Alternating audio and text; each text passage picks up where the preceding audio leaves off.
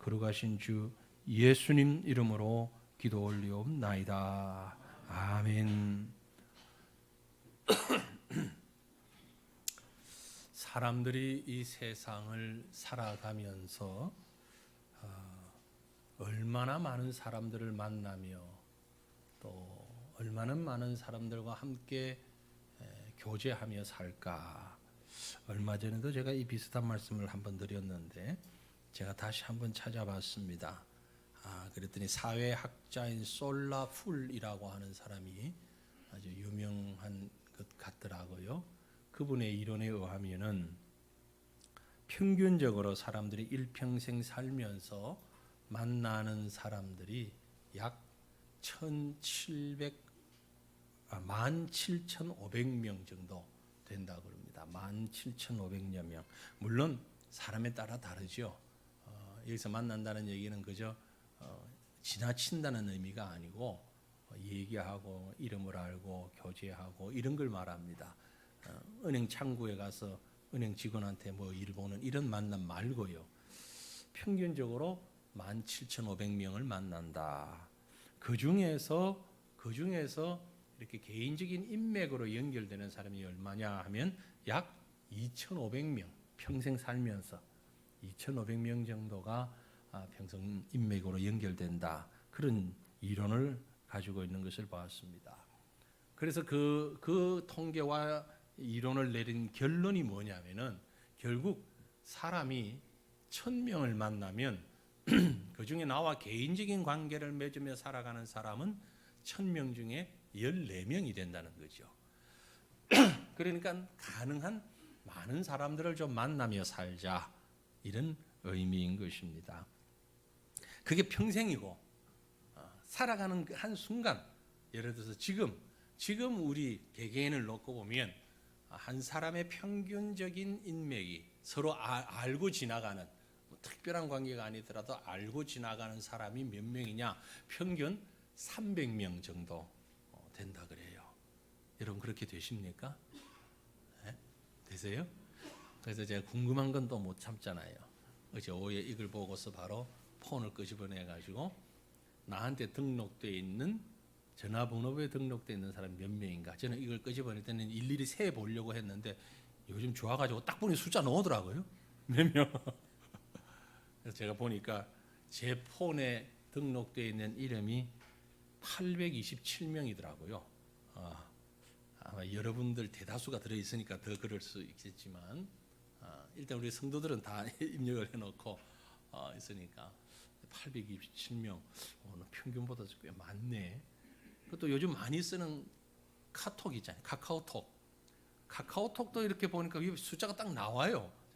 세지도 않아도 숫자가 딱 나오는데 제 카카오톡에 보니까 친구로 이렇게 되어 있는 사람이 774명이에요. 꽤 많다. 여러분 더 많을 수도 있겠지만. 그리고 저는 이제 이 사람을 만나면 명함을 주고받을 때 그 명함을 받으면 잘 잊어버리잖아요. 그래서 이제 스마트폰에다가 명함을 딱 찍어놔요. 사진을 딱 찍어놓으면 이게 자동으로 착 입력이 되거든요. 좀 그런 아주 좋은 공짜 프로그램이 있어요. 돈 주고 사는 거 공짜인데 명함을 탁 찍으면 거기에 다 해서는 그 전화번호, 이메일 주소 다 분류를 딱 해가지고 그 사람한테서 전화가 오면 그 명함이 딱 떠요. 그렇게 이제 그 명함을 보니까 66장 명함이 또 들어있어요. 근데 그렇게 많은데 별로 안 무거워요, 스마트폰이, 기기가. 아무튼 그렇게 많은 이 전화번호가 있더라고요. 여러분은 몇 명이나 되는지 나중에 한번 보십시오. 설교 시간에 그거 찾지 마시고 나중에 한번 보시고 1년이 가도 한 번도 전화 오지도 안 하고 걸지도 안 하는 사람들 분명히 있을 거예요. 한 1년, 2년 지나도 제가 이 사람 번호가 있었네. 그런 건 좀 지우고 제 이름은 지우지 마시고 그러다가 근데 우리 개인적으로도 그렇지만 또 단체도 있습니다. 내가 속해 있는 단체, 그룹들, 모임들 많이 있잖아요. 제가 일일이 세보지는 않았어요. 그걸 세려면 한참 신경 쓰고 정리를 해야 하겠더라고요. 내가 어디에 가입되어 있지? 이래서 그걸 다 이렇게 세려면 어디 저 같은 경우는 그래요. 어디 이사되어 있는데 제가 한 번도 안 가본 곳인데 뭐 거기 이사라도 되어 있고 근데 아무튼 어디에 가입되어 있는지 찾아보면 꽤 많아요. 이게 꽤 많아. 그런데 여러분 주변에 속해 있는 단체든 개인이든 그 사람들, 그 단체들 중에 가장 중요한 그룹, 가장 중요한 관계에 있는 사람들 누굽니까? 1순위가 누구죠? 새과천교회 성도들이시기를 바랍니다. 아니에요? 가장 중요한, 제게 있어서 가장 중요한 단체, 가장 중요한 관계를 가지고 있는 인맥, 새과천교회 성도들이어야 합니다. 왜 그럴까요? 이유는요, 합당한 이유가 있어요. 정말 확실한 이유가 있어요. 다른 어떤 인맥이나 관계보다 교회는 하나님이 만들어주신 관계예요. 그렇죠? 하나님께서 우리를 알게 하시고 하나님께서 만들어주시고 하나님께서 붙여주신 그룹이고 단체며 관계이기 때문에 우리 교회, 우리 성도들 가장 소중한 나의 이웃들이신 줄로 믿으시길 바랍니다. 하나님이 하셨어요. 얼마나 중요하냐고 하면 지난 주일날 첫 주일날 우리 금년 한 해의 목표를 뭐라고 했죠? 지금 여기서 감당하게 하소서. 그 꼭 앞에 봐야 하는 건 아니죠. 괜히 눈이 심심하니까 한번 본 거죠. 지금 여기서 감당하게 하소서. 이 마음으로 우리 마음을 모으잖아요. 뜻을 모으잖아요. 얼마나 귀합니까? 지난 주일날 설교 마지막 부분에 제가 딱 정리를 해드렸는데 한 번 더 그 말씀을 좀 더 요약해서 좀 더 기억하기 쉽게 조금 바꾸어서 요약을 했습니다. 지난주일 설교이기도 하고 금년 한 해 우리의 삶의 방향이기도 하고 목표이기도 하고 내용이기도 한데 꼭 기억하시길 바랍니다. 꼭 기억하시고 꼭 기억을 해야 되는데 기억이 안 되면 사진을 찍어 놓든지 적어 놓든지 유튜브 들어가서 그걸 화면을 저장해 놓든지 아무튼 같이 고백하십시다. 나는 주 안에서 현재를 기뻐하며 내게 주어진 모든 것을 믿음으로 수용하며 그러므로 나는 주 안에서 모든 것을 할 수 있습니다. 아멘. 아멘. 현재를 기뻐하고 주 안에서 오늘 현재를 기뻐하고 그리고 이 현재를 하나님이 주셨기 때문에 모든 현재를 믿음으로 받아들이고 수용하고 그리고 주 안에서 이 모든 것을 할 수 있습니다. Joy, accept, can do. 주 안에서 꼭 기억하시길 바랍니다. 이 소중한 고백을 우리가 함께 할 수 있다는 것, 이 얼마나 귀합니까? 하나님이 맺어주신 우리 인연, 하나님이 맺어주신 우리 그룹, 우리 교회, 우리 한 몸. 그래서 한 뜻을 가지고 한 목표를 가지고 지금 나가잖아요. 그래서 오늘 말씀은 바로 이 말씀을 좀 더 실질적이고 구체적으로 우리 삶 가운데서 어떻게 실천해야 할까를 고민하면서 말씀을 보다가 보니 지난주 말씀의 바로 뒷부분인데 지난주는 사실 10절부터 13절을 본문으로 잡았지만 실제로는 10절부터 20절까지의 말씀을 내용을 드렸는데 그 뒷부분에 빌립보서를 마감하는 맨 마지막 결론 부분에 있는 말씀을 보니까 이것이 바로 지금 여기서 감당해 나가는 우리의 삶의 모습이다라는 마음이 들어서 이 말씀을 가지고 함께 은혜를 나누고 싶습니다. 하나님이 허락하신 2019년 한 해 지금 이곳에서 감당하게 하소서 고백하며 살아가는 저와 여러분에게 좀 더 실질적이고 구체적인 그런 말씀 뭘까? 그것은 바로 오늘 말씀의 내용인데요. 믿음의 교제입니다. 한마디로 얘기하면. 그래서 사랑하는 성도들이여 우리 믿음의 교제를 가질 수 있기를 바랍니다. 서로 무난하라는 말씀이 믿음의 교제를 갖자라는 말씀이에요. 자, 본문 말씀을 다시 한번 볼까요? 본문 21절부터 23절 말씀을 같이 읽습니다. 그리스도 예수 안에 있는 성도에게 각각 문안하라. 나와 함께 있는 형제들이 너희에게 문안하고 모든 성도들이 너희에게 문안하되 특히 가이사의 집 사람들 중 몇이니라. 주 예수 그리스도의 은혜가 너희 심령에 있을지어다. 아멘. 여기 바울이 빌립보 교회를 향하여 편지를 쓰고 결론을 내리면서 거명하고 있는, 문안하라라고 거명하고 있는 사람들 누굽니까? 구체적으로 그리스도 예수 안에 있는 성도들, 그죠? 그리스도 예수 안에 있는 성도들, 빌립보 교회 성도들, 우리 모든 성도들, 새과천교회 성도들에게 문안하라. 우리 성도들 서로가 서로를 문안하시길 바랍니다. 문안한다는 얘기는 살펴보며 관심 갖고 기도한다, 그런 의미겠죠. 나와 함께 있는 형제들을 문안하라.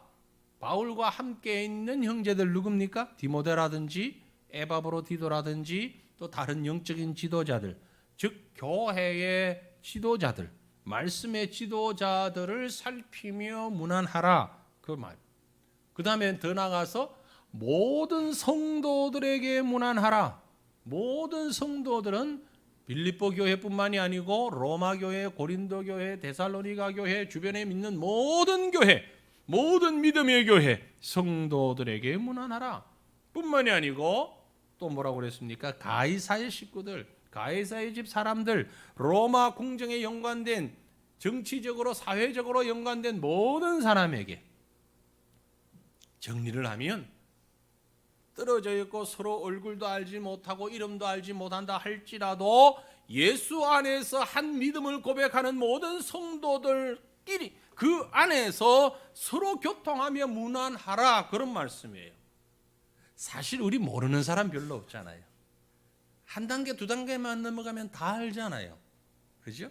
아까 제가 서두에 현재를 살아가는 사람들의 평균적으로 가지고 있는 아는 사람 인맥이 300명이라고 말씀드렸잖아요. 평균. 나는 뭐 안 될 수도 있고 많을 수도 있고 평균 300명. 그러면 한 사람만 통하면 나는 몇 사람을 알 수 있습니까? 내가 300명을 알 수 있고 이 한 사람 한 사람이 300명을 안다고 하면 한 단계만 통하면 몇 명을 알아요? 300 곱하기 300이죠. 그럼 얼마예요? 9만 명이잖아요. 한 단계만 넘어가면 9만 명이에요. 9만 명을 알아요, 서로. 한 단계만 더 나가면 얼마예요? 9만 곱하기 9만은 계산 빨리 안 되죠. 제가 빨리 했어요. 81억.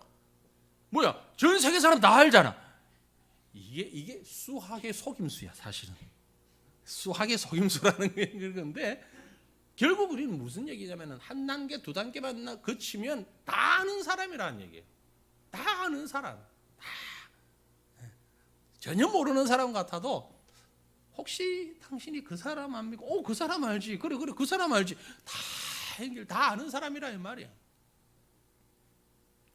특별히 그 많은 관계들 가운데 얼마나 많은 그 이유가 있습니까? 고향이 같기 때문에, 출신 학교가 같기 때문에, 직업이 같기 때문에, 취미가 같아가지고, 혹은 뭐 같은 TV 방송에 출연했기 때문에, 같은 동네 살기 때문에, 애들이 같은 학교를 다니니까 뭐 여러 가지 이유로 우리가 모여지는데 그 가운데서 가장 가까운 관계는 무엇으로 만들어진 관계입니까?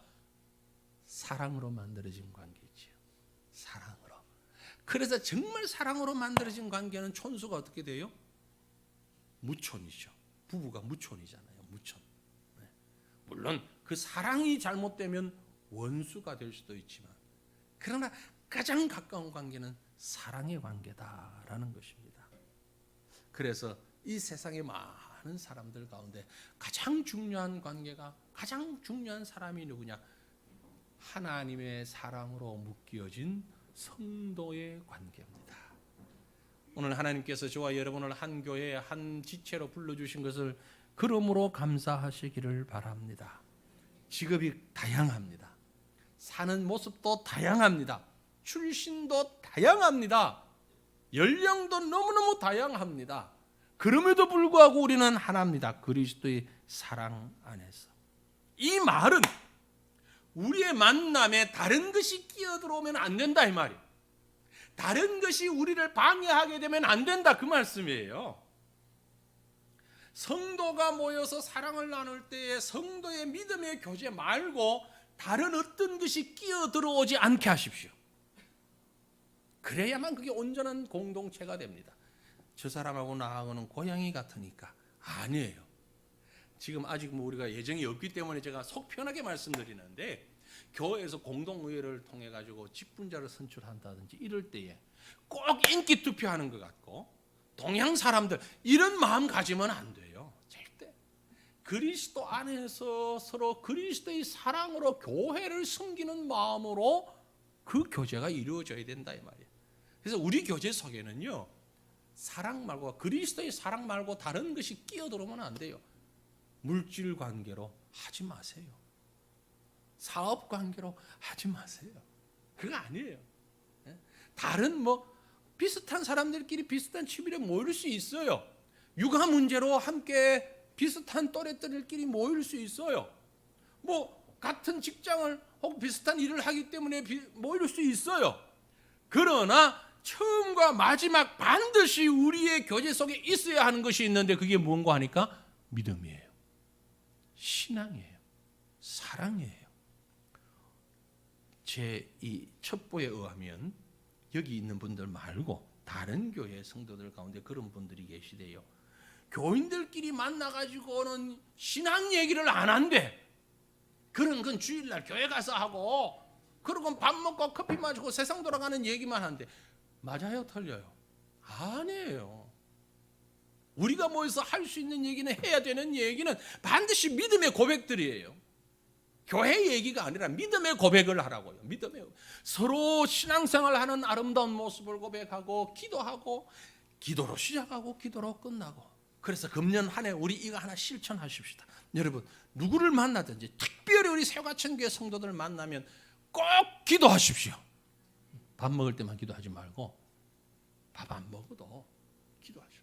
그 만난 현장에서 기도하시거나 혹 그럴 만한 여건이 전혀 되지 못한다면, 무슨 얘기를 했든 간에, 앞에서 무슨 얘기를 몇 시간을 했든 간에 맨 마지막은, 그래서 기도 제목이 뭡니까?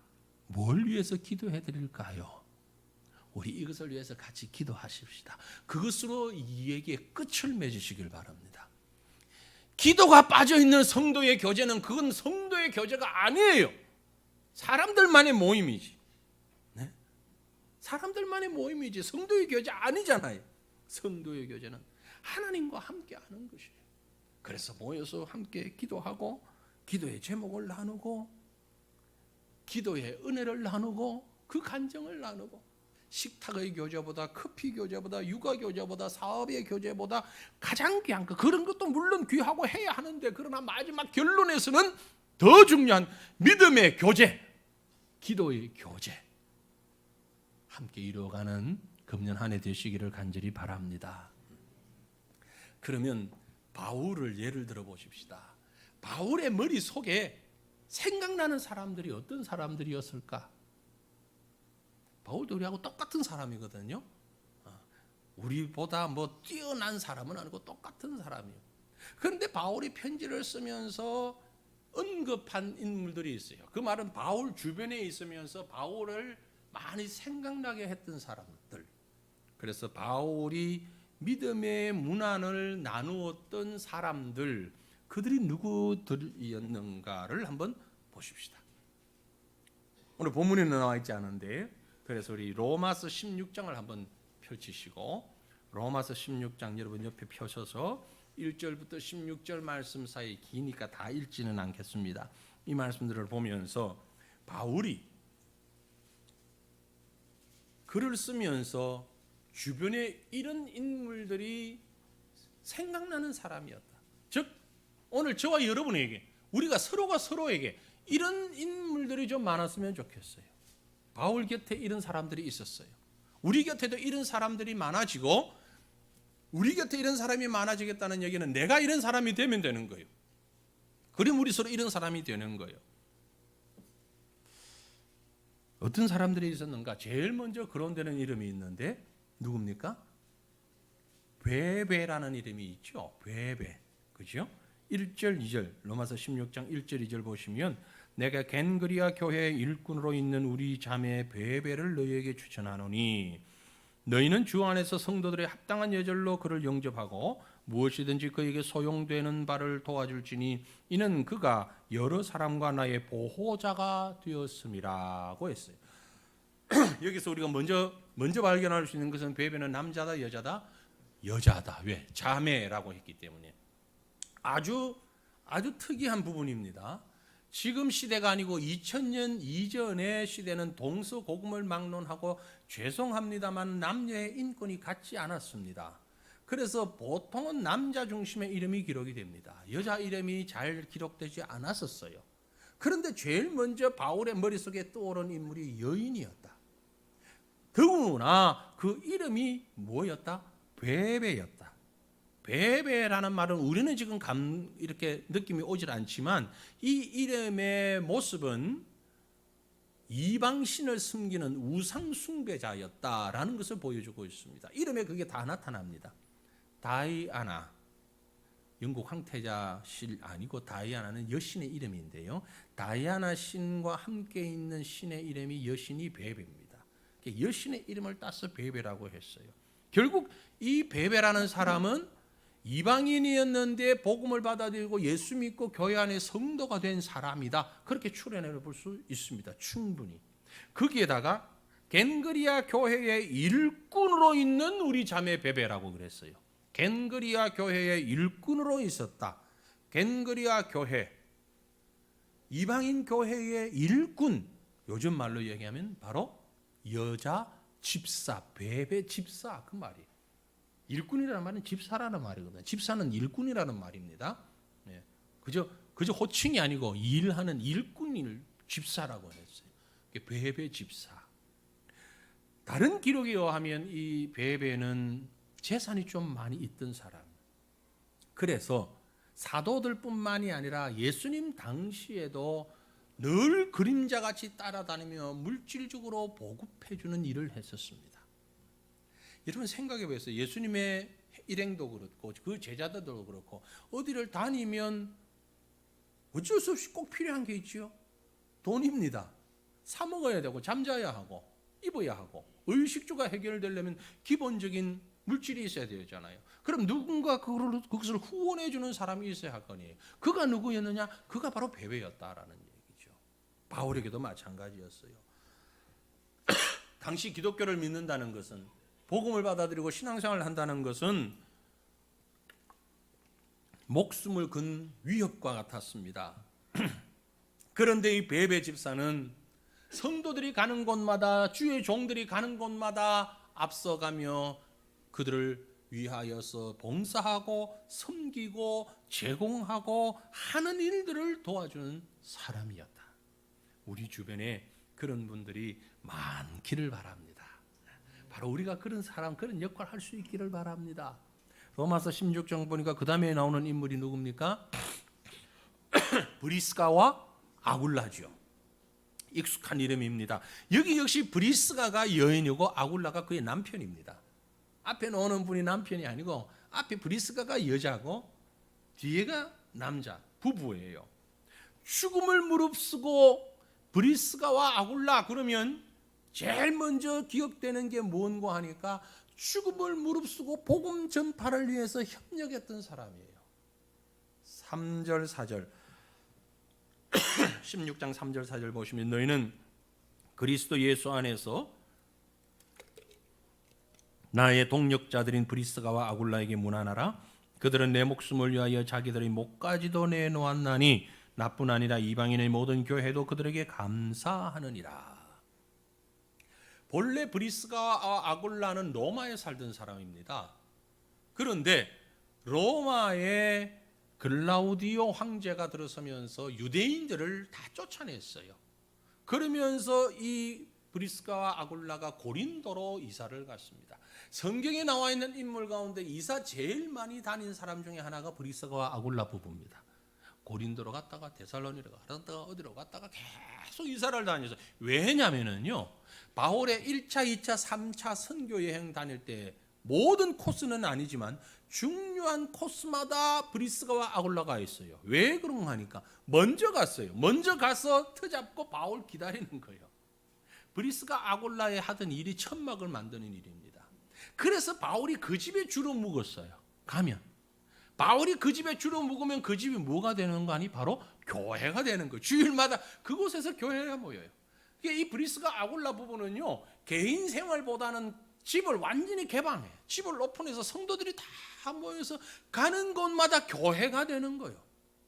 고린도에 있을 때는 고린도 교회가 거기 되는 거예요. 네. 그러다가 바울 사도 보고 다음 어디로 가십니까? 내가 이제 과천으로 가야 되는데. 그러면은 브리스가 아굴라가 먼저 과천 가서 터 잡는 거예요. 자리 잡아놓고 바울 오면 오십시오. 여기서 이렇게 하면 됩니다. 안내하고 거기가 또 교회 되는 거예요. 한잠하다가 다음 어디로 갑니까? 저 내가 대전으로 가야 되는데. 그럼 브리스가 아굴라가 먼저 대전 가서 터 잡는 거예요. 네. 이런 식으로 다니면서 바울의 선교를 도우며 자기 집을 개방했던, 열심히 자기 일을 하면서, 이건 생명을 내건 일이었습니다. 그랬기에 바울에게는 잊을 수 없는 사람이 브리스가와 아굴라 부부, 그랬던 것입니다. 사랑하는 성도들이요, 지금 여기서 감당하게 하소서라는 말은 표만 외친다고 되는 일이 아니고 서로가 서로에게 우리 서로가 서로에게 협력하며 도와주며 헌신하며 개방하며 교제하는, 이게 바로 성도의 문안입니다. 우리가 함께 이렇게 삶을 나누는, 물론 초대교회와 같은 그런 삶의 나눔이 현실적으로는 불가능하다는 걸 우리가 다 합니다. 하지만 우리의 마음이, 우리의 중심이 성도들을 위해서, 서로를 위해서, 믿음의 지체들을 위해서 함께 나누는 이런 브리스가와 아굴라 같은 모습들, 우리 주변에 많아지기를 간절히 소망합니다. 다시 16장 가보면 등장하는 이름이 있는데 에베네더라고 있습니다. 그죠? 5절에 보시면 또 저의 집에 있는 교회도 문안하라. 내가 사랑하는 에베네도에게 문안하라. 그는 아시아에서 그리스도께 처음 맺은 열매니라. 아시아에서 처음 맺은 개종자 에베네도, 첫 열매가 냈던 에베네도, 스데반의 권속들 가운데 있던 사람이었는데 이교도가 팽배해져 있던 그 사회에서 처음으로 그리스도께로 개종한다는 것, 믿음의 큰 용기가 필요했습니다. 그래서 이 에베네도를 바울이 잊을 수가 없습니다. 또한 그 다음에 보면 여러 여인들의 이름이 나오죠.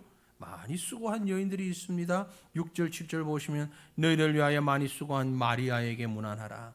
내 친척이요 나와 함께 갇혔던 안드로니고와 유니아에게 문안하라. 그들은 사도들에게 존중이 여겨지고 또한 나보다 먼저 그리스도 안에 있는 자니라. 이 다 여인들이에요. 마리아, 또 안드로니고, 유니아, 많이 수고한 그런 사람들, 바울과 함께 동력하면서 수고를 아끼지 않았던 사람들.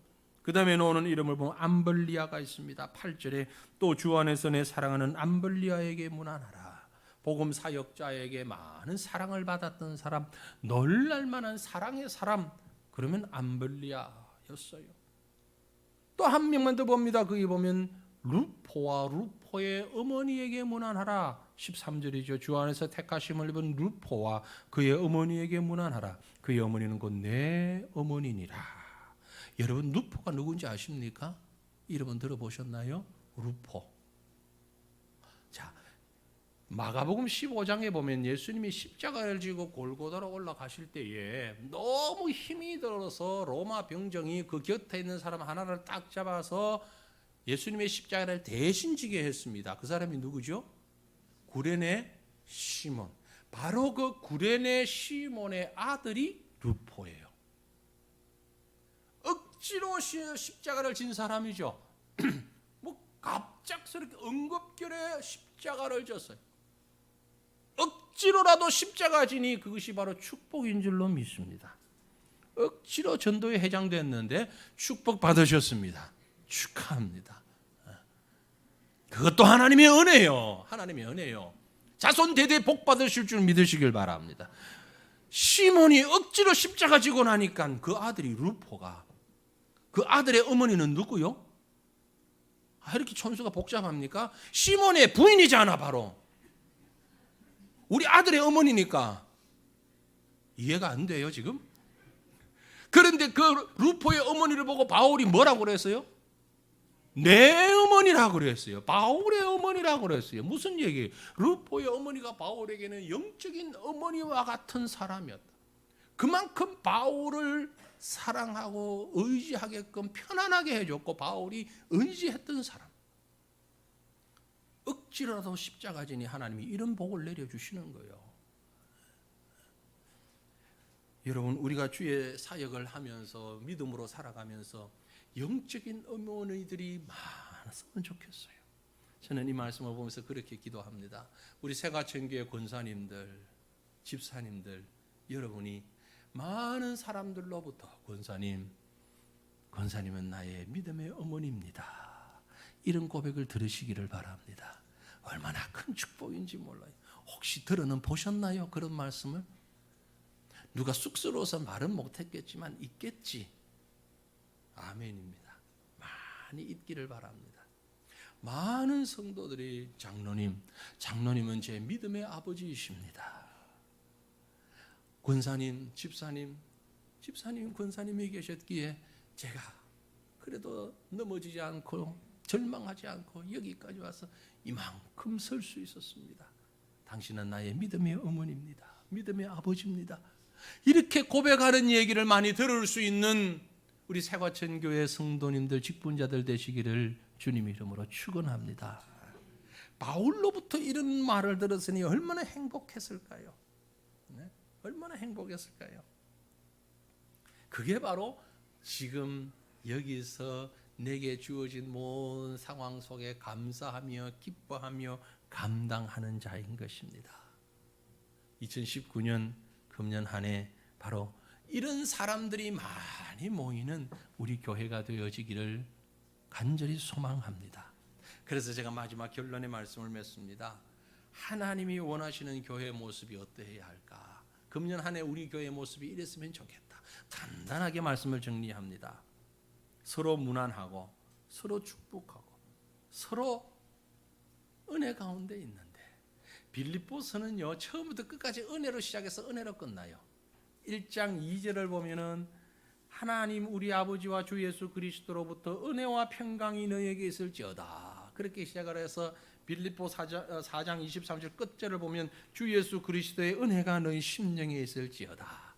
2019년도 우리 성도들 생활과 삶과 말과 만남과 행동의 모든 것이 은혜로 시작해서 은혜로 끝낼 수 있기를 바랍니다.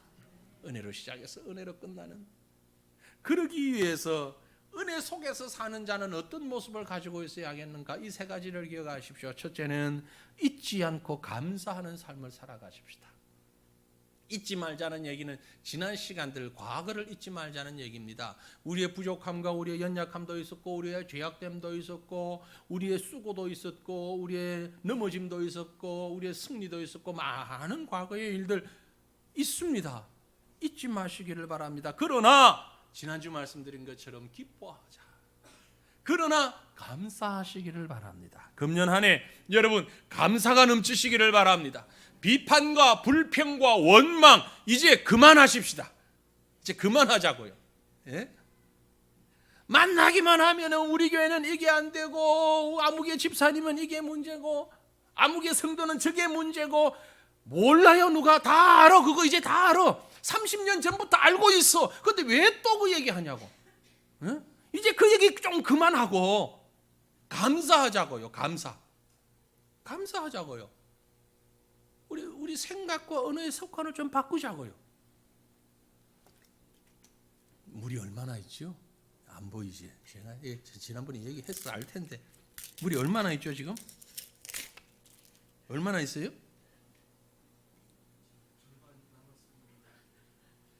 반밖에 없네. 그러지 말자고요. 우리 뭐라고 얘기해요? 반이나 있네. 그러자고요. 조금밖에 없네. 그러지 말고 아직 꽤 많이 남아있네. 어떻게 달라요? 똑같은 현상이잖아요. 똑같은 걸 보고 얘기하잖아요. 네? 똑같은 걸 보고서도 이건 저래서 안 되고 저건 저래서 안 되고 비판하고 불평하고, 그럼 누가 똑똑하게 해주나요? 그거 똑똑한 거 아니에요. 날카로운 시각 아니에요. 그 반밖에 없네. 그것보다는 반이나 있네. 긍정적으로 감사하면서 바라볼 때에 그게 바로 은혜 받은 성도의 모습입니다. 은혜 받은 성도는 비평, 불평, 불만은 사라지고 감사만 있는 거예요. 물론 과거에 우리의 부족과 연약함 다 알아요. 그리고 고쳐야 돼요. 시정해야 돼요. 가만히 두면 안 돼요. 그러나 어떻게 하느냐? 감사하면서 하자고요. 감사하면서. 이제 지적 뒤에는 뭐 하나 붙는 게 말이 더 매끄럽지요? 무슨 말이 붙어야 돼요? 그건 지적질, 고자질. 그 질이 붙는 게 별로 좋은 뜻은 아닌 것 같아요. 분명 그죠? 지적질 그만하고 감사하고 찬양하고 더 나은 내일을 향해서 나아가는 금년 한 해 되시기를 바랍니다. 그러기 위해서 두 번째로 모든 사람들 사랑하는 삶을 살아가십시다. 금년 한 해 우리 성도들 지금 여기서 사랑하십시다. 나중에 사랑하려고 아껴놓지 마시고 지금 사랑하십시다. 좀 더 잘하면 사랑하지 아니요, 지금 사랑하십시다. 사랑을 나누기 위해서 우리에게 필요한 게 있어요. 잘 나누는 사람과 잘 나누지 못하는 사람의 차이점은 뭡니까? 잘 나누는 사람은요, 많이 받은 걸 기억하는 사람이 잘 나눕니다. 받은 걸 기억하지 못하는 사람은 나누지를 못해요. 사랑을 많이 받은 사람은 사랑을 나누어요. 다른 사람을 위해서 기도해 줄 수 있는 사람은 어떤 사람인가? 다른 사람이 나를 위해서 기도해 준다는 걸 아는 사람은 다른 사람을 위해서 기도해 줄 수 있습니다. 다른 사람에게 은혜를 베풀어 줄 수 있는 사람은 내가 많은 은혜를 받았다고 아는 사람이에요. 그런데 우리 모두는 엄청난 사랑을 받았습니다. 어떤 사랑? 하나님의 사랑을 받았어요. 죽을 수밖에 없는 죄인 되었던 우리가 아직 죄인 되었을 때에 하나님께서 우리를 사랑하셔서 독생자를 보내주셨다는 것을 믿으신다면 상대가 어떠하든지 간에 모든 사람을 먼저 사랑하시길 바랍니다. 이유 없이 조건 없이 지금 여기서 사랑하는 것, 그게 바로 감당하는 것입니다. 감사하는 자가, 은혜 깨달은 자가 사랑할 수 있습니다. 마지막으로 풍성한 내일을 준비하며 살아가십시다. 내일이 없는 사람들이 아닙니다. 우리에게는 분명히 내일이 있습니다. 우리 교회가 나가야 할 내일이 있습니다. 비전이 있습니다. 소망이 있습니다. 그 풍성함이 있기 때문에 그 풍성한 내일을 꿈꾸고 계획하고 준비하며 기대하며 살아가십시다. 꼭 그런 기대를 할 때 김푹 빠지는 소리 하는 분들이 계세요. 뭐 그렇다고 해서 그때가 뭐 얼마나 나아질 수 있겠어? 지금하고 뭐 얼마나 달라지겠어? 그게 바로 부정적인 얘기지요. 그게 바로 불평하는 얘기지요. 그렇죠? 우리가 꿈을 가지고 기대를 가지고 하나님께서 허락하실 내일을 소망하면서 새로운 도약과 새로운 발전을 위해서 구체적으로 해야 할 일이 있다면 그 일을 하십시다. 종이에 쓰든지 그리든지 머리에 그리든지 지금 여기서 할 수 있는 일부터 시작하십시다.